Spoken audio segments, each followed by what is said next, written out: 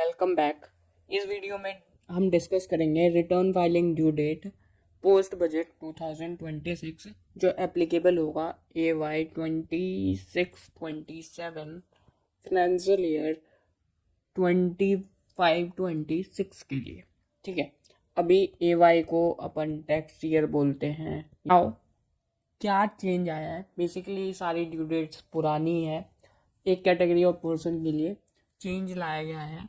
तो हम देखते हैं कि क्या क्या डेडलाइंस हमें प्रिस्क्राइब करी गई है for upcoming year.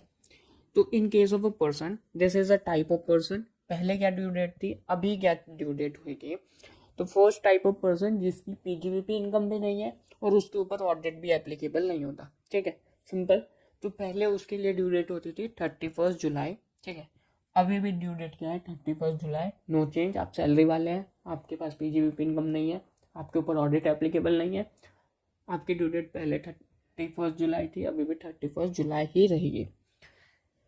Second category of person जिसके लिए चेंज लाया गया है, एनी पर्सन जिसकी कोई भी PGBP इनकम हो एंड उसके ऊपर ऑडिट एप्लीकेबल नहीं होता। There are lot of people who owns salary income, but उनका क्या होता है, पार्ट टाइम बिजनेस रन करते हैं वो, तो they are not able to calculate what is their turnover. May be sometime their turnover increase to और exceeded from the tax audit report और समटाइम डजंट। पहले क्या होता था, अगर आप PGBP इनकम में हो और आपके ऊपर ऑडिट एप्लीकेबल है तो you suddenly have a time of 31st October।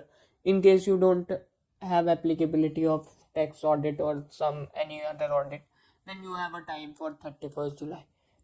There is a mismatch of 2 months in case you are not able to calculate your turnover or something, you missed the deadline or something.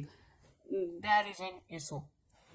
That's why a change has been introduced for providing a relaxation to a person who is in a class of business and profession simply.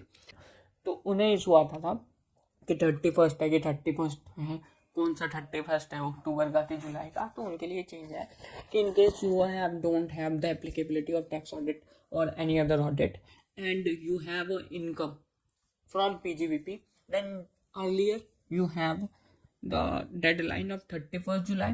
Now it has been increased by 1 month, July to August. ठीक है, तो अब आपको जो due date है वो 31st अगस्त count करनी है रादर देन 31st जुलाई। अब जैसे पार्टनर्स होते हैं, पार्टनर्स की क्या होती है, PGBP इनकम होती है।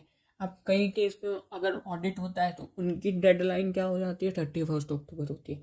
बट अगर पार्टनरशिप फॉर्म का ही ऑडिट नहीं हो रहा तो पहले तो partnership form is earning PGBP income, उसकी ड्यू डेट है 31st अगस्त। ठीक है, पार्टनर के हैंड में प्रॉफिट आता है, that is exempt and that is a PGBP income.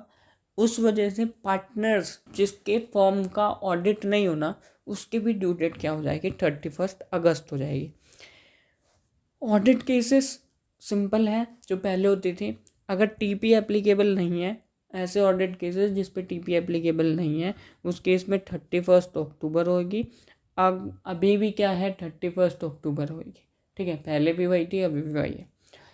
Audit cases जिस पे TP एप्लीकेबल है तो पहले 30th नवंबर होती थी, अभी भी 30th नवंबर ही है। There is a no change, only welcome change has been done for a person on which the audit is not applicable and having a PGBP इनकम। ठीक है, thank you for watching. We will see you in a next video with different forms and other changes. We will be making a video on the form which has been newly introduced as per new act, and we will be sharing a comparison of both the forms as per old act and new act. What are the changes of the important clause, जैसे form 3CD है, 15 भी है, that has been changed।